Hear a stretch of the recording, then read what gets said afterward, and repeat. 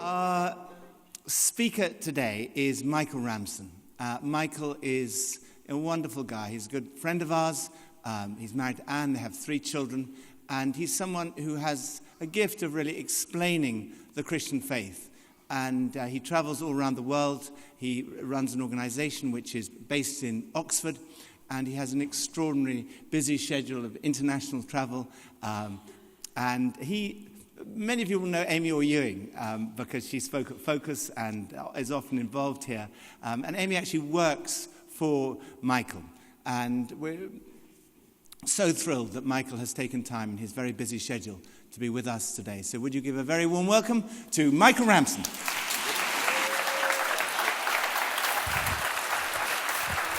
Bless you. Thank you.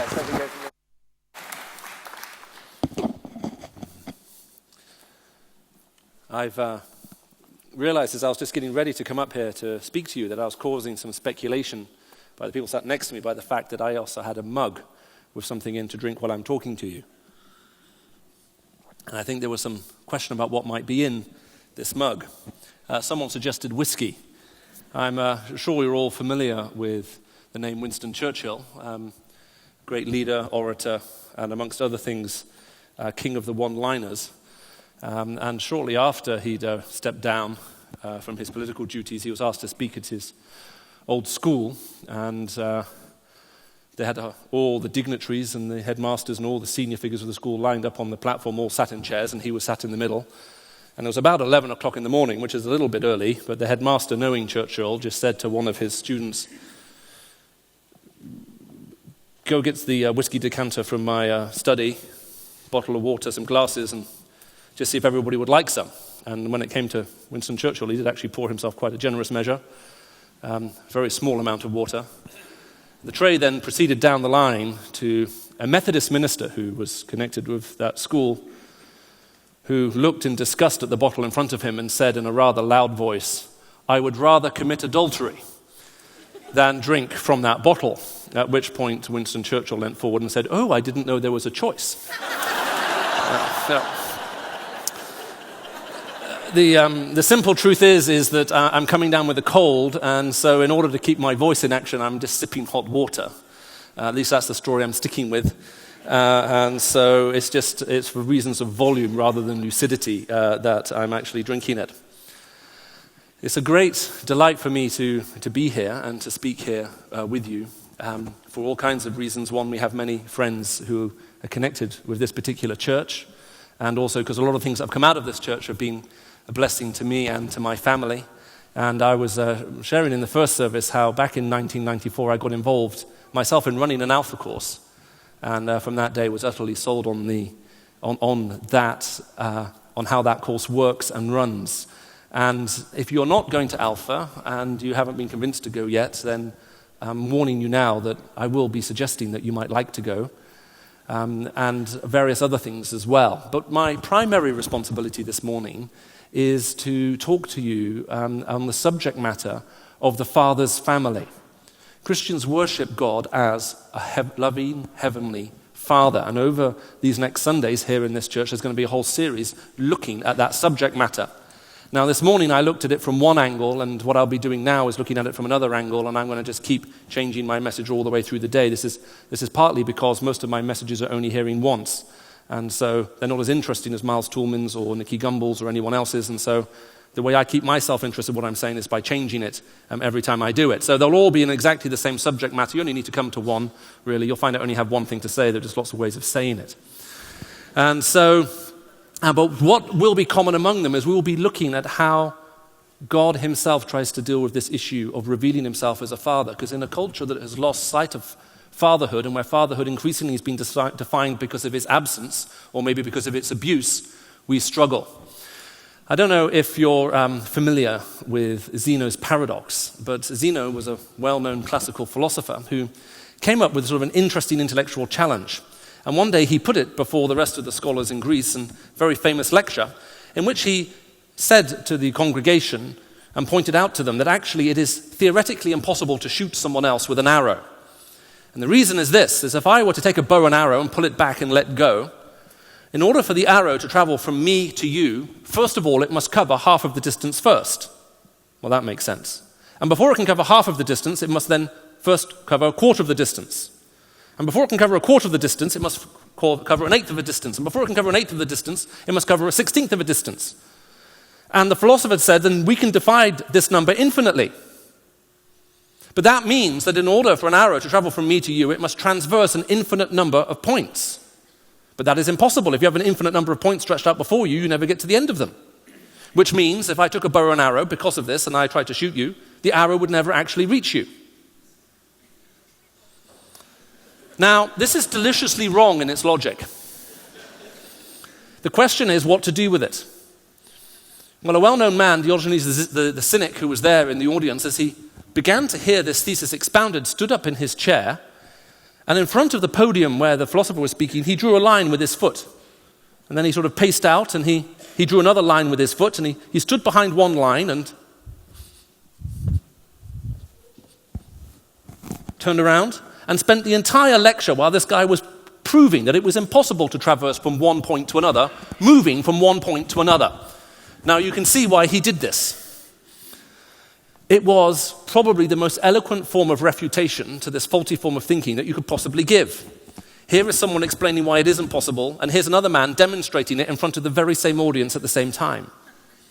Now when we come to think about God as a father, one of the challenges that we have is that many people believe either this father doesn't exist, or if he does exist, he is of a morally dubious character, or maybe it's simply some need within us that simply generates this within us. So everybody in this room, all of us, have some concept of God that is driving us and informing us. It informs both our worship, what we think will actually please God, and also our lives and the manner in which we live. And so therefore, I now have a variety of options before me in terms of how we might go about then addressing this particular issue of what it means when we talk about God as a father and what does it mean to be part of his family. And one option would be for me to look at all kinds of various definition, but the other one would be to look at its demonstration. And what I would like to do here is just try to show to you how Jesus Christ himself demonstrated what it meant to be both part and to know God as Father and to be part of his family. And I'm going to do that from a well-known incident in Jesus' life. And if you want to follow it, you can. I'll be reading from the Bible that are in the chairs, if you have access to one. And I'll be reading from page 1046. It's Luke chapter 7. And if you are reading from that Bible, it will be head-titled, Jesus is Anointed by a Sinful Woman. And what I'm going to do is, as we run through this passage, we're going to note various things about how Jesus himself, I think, begins to reveal something of what it is to know God as Father and to be part of his family. Now, so it starts off in verse 36 by saying, now when one of the Pharisees invited Jesus to have dinner with him, he went to the Pharisee's house and reclined at the table. This is just to make this make sense to you, because in the actual text, if we were reading this in the Greek language that this passage was first written in, Jesus doesn't actually recline at a table. There is no table. He went and he reclined. Now, we don't stick with that translation today because it draws up the wrong mental image. If I said someone came to your house and reclined, that might imply that they've already had lunch of a liquid form, and now they've come to your house to sort of wear off the effects. But the reason is that actually in that culture there are no tables. What happens is you come for a meal. There are cushions, normally in a large sort of oblong shape. You recline on the cushions with your feet tucked underneath you because it's insulting to put your foot pointing towards someone's face. And you lean on one hand and you just reach into the middle of the table and you break off a piece of bread and you eat. Okay, so you come and you recline. But as I say, if we were simply to leave it that way in an English thing, it would sound very strange, like he's come to go to bed. Okay, so why we put reclined at a table so that you understand, hey, this is a meal. Right? So he comes and he reclines for a meal. And when one woman who'd lived a sinful life in that town learned that Jesus was eating at this Pharisee's house, she brought an alabaster jar of perfume and she stood behind him at his feet weeping. Now let's just stop here for a moment. This woman is introduced to us as a sinful woman. And we're also told she has an alabaster jar of perfume. Now, if you're not familiar with the cultural cues at this point, let me fill them in for you. This woman at this point is most likely a prostitute. One, we are told that she is well known by reputation. And secondly, she has an alabaster jar of perfume. Alabaster jars of perfume are very rare. An alabaster jar is actually a porous jar. It leaks. in a culture where there isn't very much water, you would take an alabaster jar, small alabaster jars, you'd buy a very expensive form of perfume, like a nard, which looks a bit like English lard, except you wouldn't want to put lard in an alabaster jar and hang it around your neck, because then you would smell of lard. And if you're visiting from England and you don't know what lard smells like, by all means go to a supermarket, buy some, rub it into the skin, and see what effect it has on your social circle. But generally speaking, what you would do is you would take this perfume, it's that kind of consistency, it's like solid, and you put it in the jar, you put the stopper in, your body heat heats the nard begins to melt, it fills the pores of the alabaster jar, it's porous, it leaks, and the perfume fragrances the whole body. It's very expensive, and it's an essential tool of trade if you're a prostitute in a country where there is scarce access to clean water. And she stands behind Jesus' feet weeping. We're going to come back to this, and wet her feet with her tears, and she wiped them with her hair, kissed them, and poured perfume on them. And the Pharisee who had invited him saw this, said to himself, if this man, talking about Jesus, were a prophet, he would know who was touching him and what kind of woman she is, that she is a sinner. Here we come to the first main question. Who is Jesus? The man who has invited Jesus Christ to come and eat in his house is interested in that question because Jesus Christ is doing unusual things. Miracles seem to be going on. There are all kinds of stories about him. He is now someone of reputation. And this man has invited Jesus Christ to his house, and he's asking himself a very simple question. Is this man a fool? Is this man a charlatan?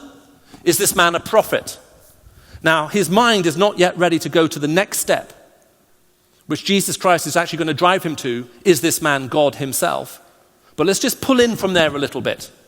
This guy is trying to figure out, is Jesus Christ bringing something, some kind of revelation, knowledge, into this world which is more than human or only human? And when he sees what is happening, he comes to a conclusion. Jesus Christ is merely human. Why? Well, in his reasoning, it works like this. If Jesus Christ were a prophet, a holy man, he would not allow unholy people to get near him and touch him. He would keep them at arm's length. And if Jesus Christ were a prophet, even though he doesn't live in this town, he would know by divine revelation that this woman is a sinner, the worst type of sinner that you can have. And he is allowing her to touch him. Now, there's a play on words here because the verb to physically touch and also is the same verb you use when you take a match and you touch it to what you want to set on fire and make it burn, except obviously they didn't have matches, but when you took your cinders on, you touched them to the dry material to make it burn and to fan it into flame. Use the same phrase so it can have sexual connotations, to set someone on fire. We still use that phrase today.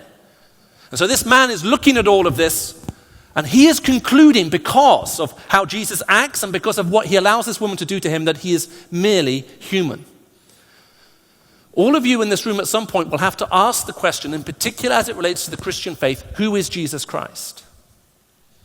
Because Christians do not claim that Jesus Christ is merely human. They do not even simply claim that he is a prophet. As a matter of fact, if Christians claimed that Jesus Christ was a prophet, it would bring instant harmony between Christians and almost all other world religions, because all other world religions would affirm Jesus Christ as a prophet. The question is he more than a prophet or not? This man has not even at that point put Jesus that high. Now let me just say one other thing. You will understand that it is very difficult, even if God exists, to reveal himself to other people. It's very hard. Have you ever thought about it? You know the story of a psychiatrist who's moved from one psychiatric wing of a hospital to another.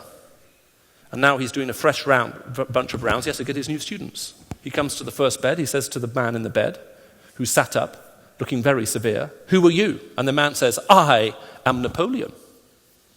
The psychiatrist says, "That's interesting. Who told you you're Napoleon?" And he replied, "God told me."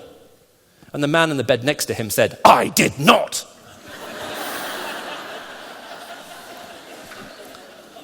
Anyone can claim divinity. The question is, how would you meaningfully sustain it?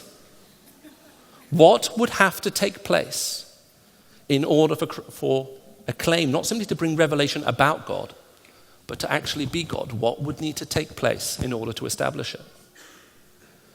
Well, if you've never looked into that question in detail and you want to know how Jesus Christ did precisely that, then let me commend the Alpha course to you. Because the talk that comes up this next week is called Who is Jesus? And so if you're interested in looking into the evidence for that, what Jesus actually claimed, what did it actually mean, why don't you come along and find out? It is still free, right? It's free.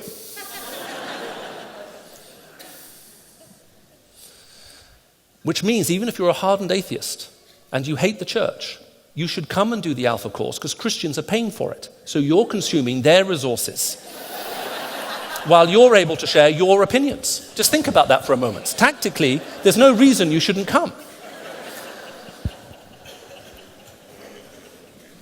Jesus, however, notice this, turns to Simon knowing what Simon is thinking. So the man who thinks in his heart, if Jesus were a prophet, he would know who was touching him and that she is a sinner. Jesus knows what this man is thinking. That's incredible. The idea that someone knows every thought that passes through your head is a terrifying one. Ask any husband.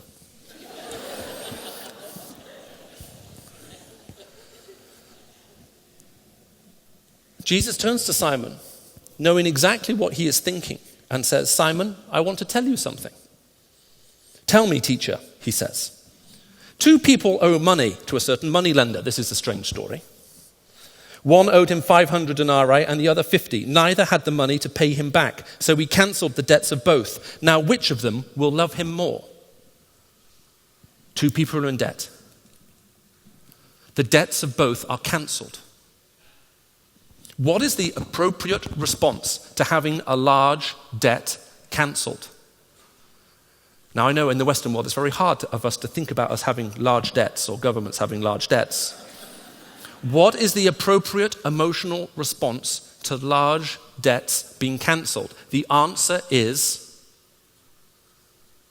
Now, you see, this is where we hit a cultural block, because we're in England. You see, in every other country of the world, people smile at this prospect. Some even verbalize their joy.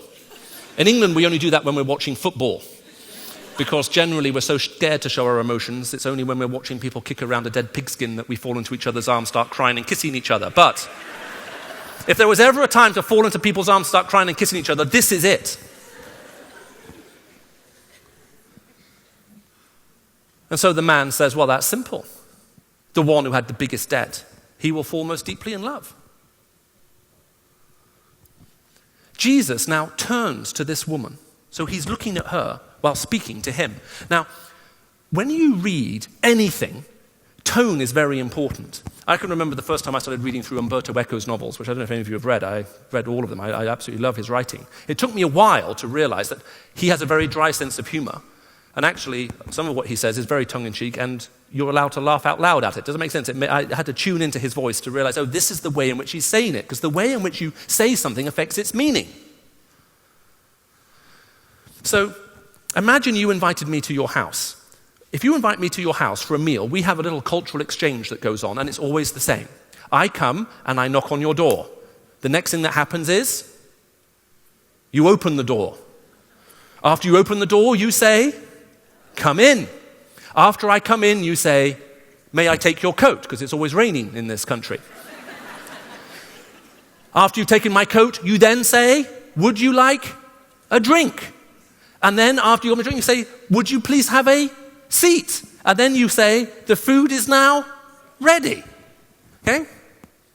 That's how it works. Imagine you go to someone's house, having believed that you've been invited for dinner, you knock on the door and they say, oh, it's you. They don't invite you in. You come in on your own. You hang up your own coat. You find your own drink. They don't offer you a seat. And they make a point of blanking you in front of all the other guests they've invited for dinner that night. What do you conclude from the invitation? Because Jesus Christ now does something which is utterly bizarre in the culture he is in. He's about to criticize his host's hospitality. And if you know anything about Asian culture, Middle Eastern culture, African culture, you never, ever criticize your host's hospitality in front of his guests. And this is what Jesus then proceeds to do. But what tone of voice do you think he has? He is looking at the woman and he says to Simon, Simon, do you see this woman? I came into your house, you do not give me water for my feet, but she wet my feet with her tears and wiped them with her hair. You did not give me a kiss, but this woman from the time I entered has not stopped kissing my feet. You did not put oil on my head, but she poured perfume on my feet. Do you think he's shouting at her? He will be speaking with gentleness, tenderness, and there will be pin-drop silence in the room. You see, this woman was here at the party before Jesus. We know that because Jesus says, from the time I entered this room, this woman has not stopped looking at me. Look, if I said to you, from the moment I entered this place, you did not stop looking at me, who was here first? The answer is, well, you were there first. I came in. This woman is at this place before Jesus. Jesus enters, and she sees how he is treated. In the Middle East, you give a kiss. That's how you greet people. Multiple kisses. When we share the peace in the Middle East, after my conversion, having lived all of my life in Saudi Arabia, that's how you gave one another a greeting. You kissed them. When I became a Christian and joined the church, that's what you did. You went around kissing everybody during the peace. Let's offer one another a sign of peace. You threw your arms around people and you kissed them. A friend of mine was visiting England once and he forgot this, that in England, in Anglican churches by and large, when the peace is offered, handshakes are exchanged. So he turned around, a woman was there behind him, so he leant over and gave her a big kiss. She was meant to turn her cheek, right, to get the kiss on the other side, but she froze solid. At this point, he kissed her full on the lips. At this point, her husband turned round. This was an interesting cultural exchange. The basic greeting is you give a kiss. Welcome, acceptance, peace. The next thing you do is you give people water, a small amount of water to wash their hands and their feet. Why? Well, this is a dusty, dirty climate. People wear sandals. They are open. It's hot, it's sweaty, it's dusty. Have you ever worn open sandals in a hot, dusty, sweaty climate? It all gets a bit slippery down there. So just imagine the picture. You're coming to eat. Forget about your hands being dusty for a moment. You've got hot, sweaty feet that have been coated in dust, and the dust goes into the sweat, and then the dust sort of gets a bit slippery and slimy, and you get more dust that sticks to that, and so on. It's a cumulative effect. And then you recline on cushions to eat. But because it is rude to show the space of your foot to anyone else, that would be considered an insult, you always tuck them up underneath you, and you sit on your feet. Now imagine you've got brown, dirty, sweaty, wet feet. You're wearing the traditional white garment. You sit down on your feet. When you stand up, it looks like you've had an accident. And it's smelly. It's not good for the cushions. And if you're into interior design like I am, those cushions, they're expensive to replace. So you allow, as a minimum, people to wash their feet and their hands.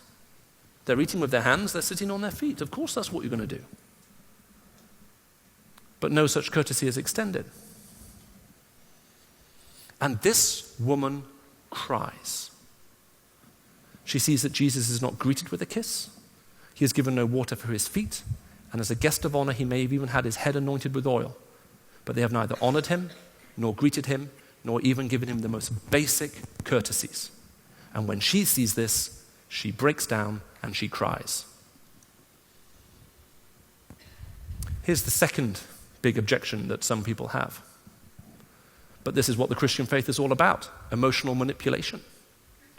You make people feel guilty. You make people feel bad. Then you talk to them about forgiveness. They're grateful. Then you make them give. Now they're financially tied in.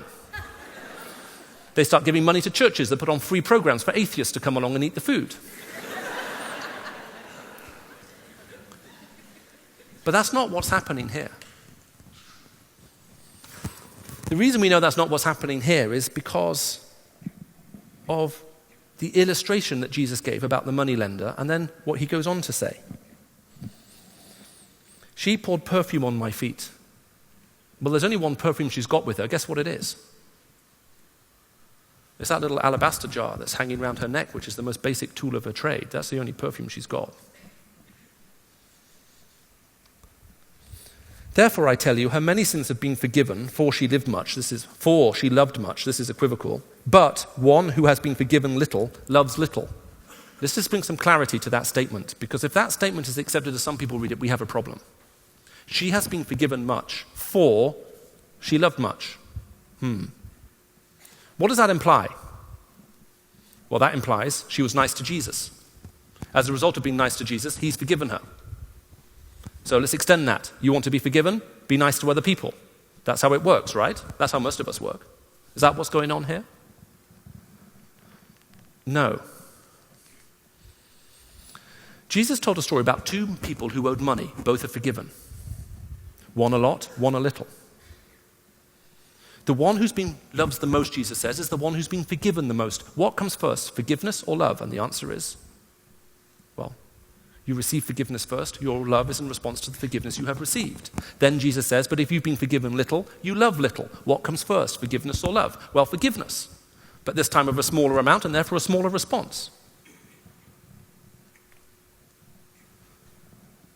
Jesus is now explaining this woman's tears. And he says to her, I tell you, her many sins have been forgiven. So we might more accurately say, therefore, she has loved much. Because that fits exactly with the logic. Does that make sense? The sequence that Jesus Christ is himself using as he talks about this whole idea of debt and love. The message of the Christian gospel is not do nice things for God, be nice to other people, kiss granny when you see her, help people cross the street, and give a bit of money when you can. And God will look at you, smile on you, and everything's okay. That is not the gospel. The Christian gospel, the Christian good news is, before we even knew we needed to be forgiven, God wanted to forgive us. This story assumes that this woman has already heard Jesus Christ talking about forgiveness, because it's not very clear. It is clear actually in the middle, where it's in the past tense. Her sins have been forgiven her. So of course she loves much. And now, having received this forgiveness from the Father, someone who has led a life that's gone wrong in so many ways, when she sees how Jesus is treated, she breaks down and she cries, and she makes up for the lack of water that they gave for his feet by letting her tears run onto his feet, taking her hair and scraping it off. She loves him that much. Why? It is not because she's been manipulated into something. It's because she was someone who knew she was in great need. She knows she's in great trouble. And now she suddenly heard someone talking about a God of love who's come into this world to preach for the forgiveness of sins, that what we have been done can be blotted out, and that we can be restored and made right with God. And if you receive that and you enter into relationship with God, you can't help but fall in love with him. As you sit here today, what does it mean for you to be a Christian? Or what do you think being a Christian means? If your idea of being a Christian is wishing that someone was out there who listened to you, that's what makes people Christians. That somehow there is a weakness or a manipulation or a trick or something else. All I can say to you is this. If it is the case that there is a God who loves us and a God who knows us, a God who knows exactly all of the weaknesses you have, all of the things you have done wrong, and yet loves you to the point that he is willing to come into this world and lay down his life to pay the price for your mistakes in order to rescue you and bail you out of the mess that you're now in, and you come to realize that, you can't help but fall in love with him. It's impossible.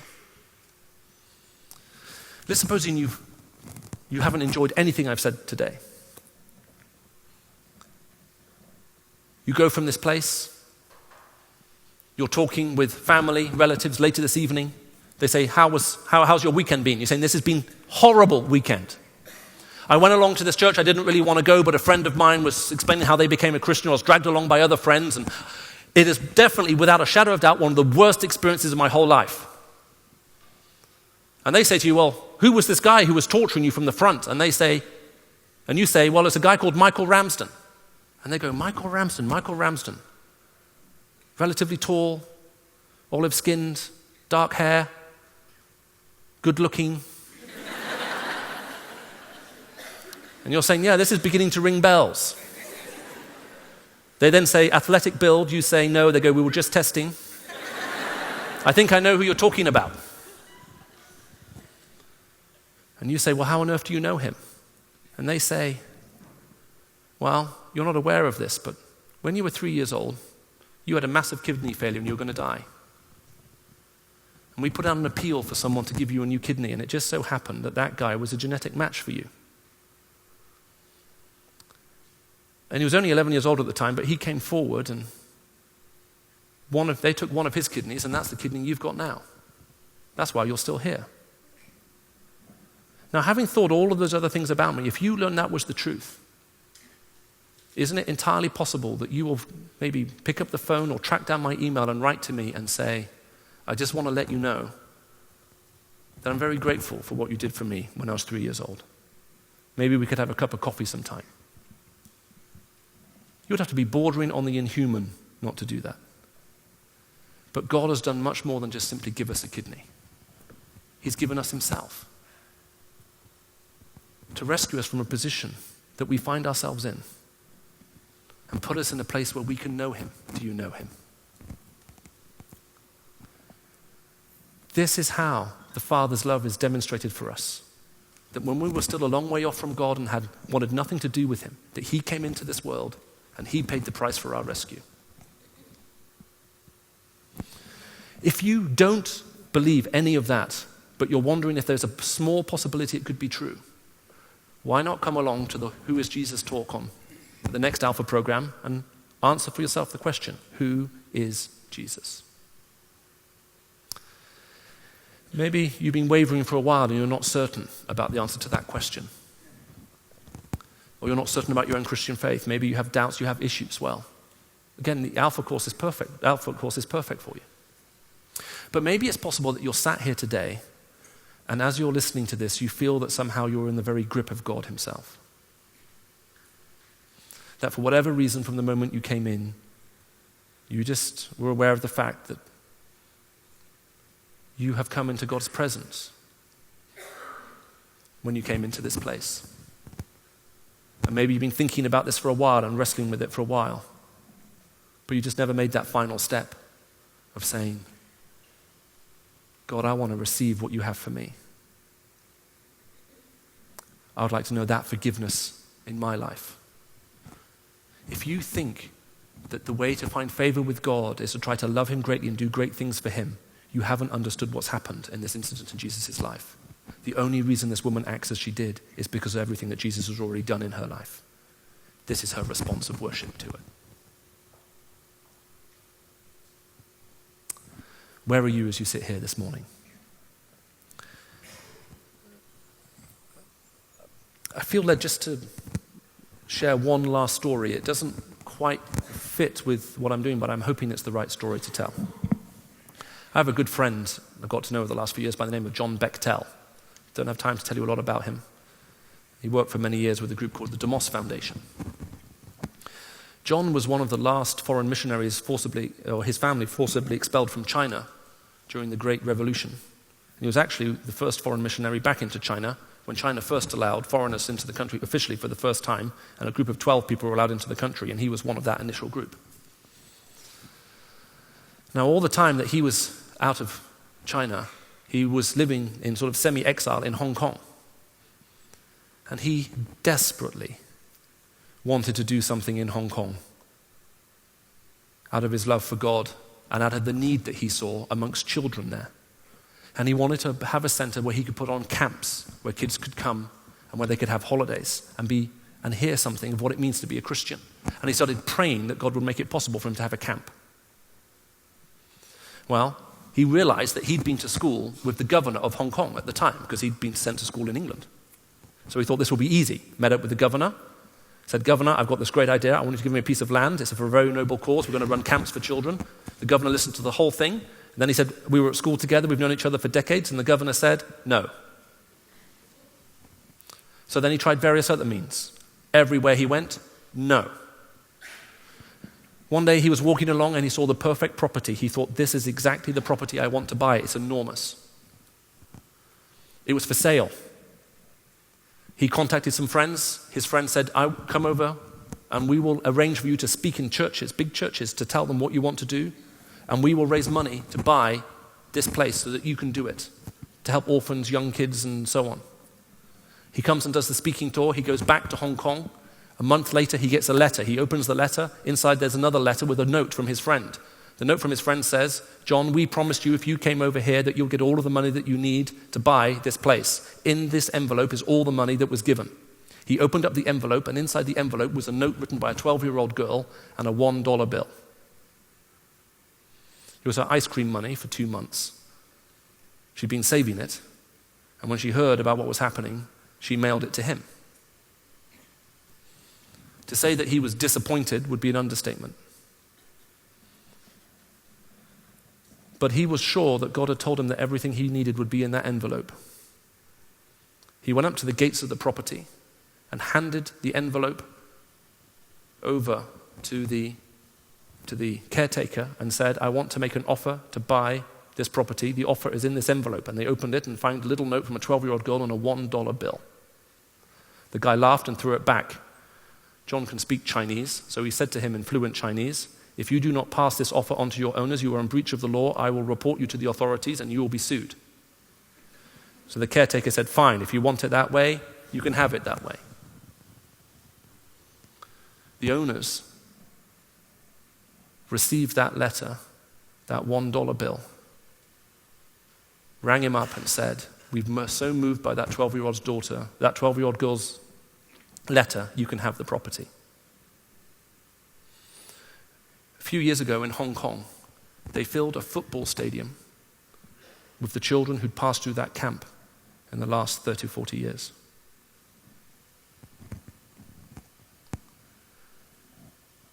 A couple of decades after that, John was telling this story one day, and after he'd finished speaking, he dismissed the congregation and people began to file out.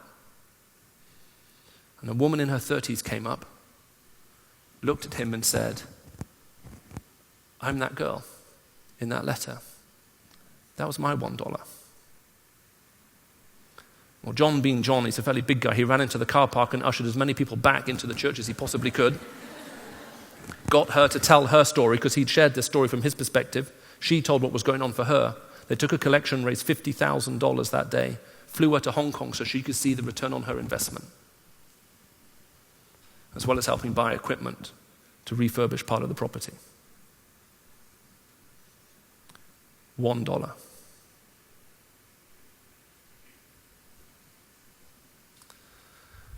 As I'm here this morning, I'm sure that there are some of you who are convinced that you have very little to offer. And you're either sitting here as a Christian or maybe as a non-Christian thinking, well, even if I did get involved in this, it wouldn't make any difference because I'm simply not important enough.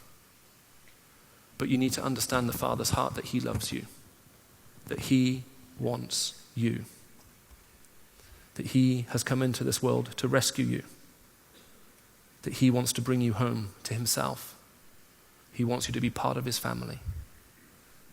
And once you're part of his family, it doesn't matter how small it is that you feel you have to offer, when you put it into his hands, he can do amazing things with it. As you sit here today, are you aware of the fact that you need to put your life into God's hands? I'm wondering if I could ask you just to bow your heads for a moment. I'm going to just offer a prayer for those of you who know that you're at that point on the outside looking in, and you know that God has called you here because he wants you. So whether you're here, whether you're on one of the other campuses watching, I'm going to offer to pray. Now for those of you who are here, what I would just say, and also in the other places, if you know you're in that place where you need to say yes to him and fully put your life and what you have into his hands, that you may know this new life from him, I'd ask you just to raise your hand and I'll pray for you, and then I'd love to see you briefly afterwards. Yes, I can see over here. And in the other campuses, as you do the same, other people will just make sure. Are there other people? Yes, down here. Are there any others? Yeah, okay, I can see sort of up in the balcony. It's hard, and also down here at the front. Yeah, and I can see across at the back there and there too. And across over here. there are others? Yes. I'm going to pray with you. It's just a very simple prayer of thanking God for what he's done and why he's come. I'm praying that you will learn to put whatever you have, including your life, into his hands and follow him as you receive that new life from him. And then we're going to just pray that you may know what it is to be filled with his Spirit and to have that sense of assurance from him. Let's just pray together. Dear Heavenly Father, I thank you for each person in this place today. I think you know each one by name, and you love each one. Father, as we bring ourselves before you, we thank you that you came into this world to rescue us and bring us back home. We thank you for your goodness to us. We thank you that you paid a price in order that we may have life, and we pray that we may receive that life from you now. Father, we pray that we may know what it is to be filled with your Spirit. And we pray that you would help us to walk in obedience to you, knowing that you love us, and that wherever you take us, no matter how hard, that you'll be with us. We thank you for the gift of the cross that makes all of this possible. And we thank you for Jesus. Amen. Well, it's been a privilege for me to speak with you this day. You may obviously feel otherwise, but you're now allowed to escape. Before that, though, there will be a song and there will be the opportunity for prayer. I'm going to hand back over to the other campus leaders now in the other venues so that you can just take it from here. And I know from here now, I think if I just hand it back over to the leadership here, we're going to have time of worship and then there'll be opportunity for further prayer. One last thing, if you would like to talk with me, maybe you would like to come and disagree with me, maybe you have a question you felt that you'd like me to try to answer for you, or maybe you'd like me to pray with you, I'll be just down here at the end of this service, and that will be my delight to do so. But may God bless you and thank you for listening so well.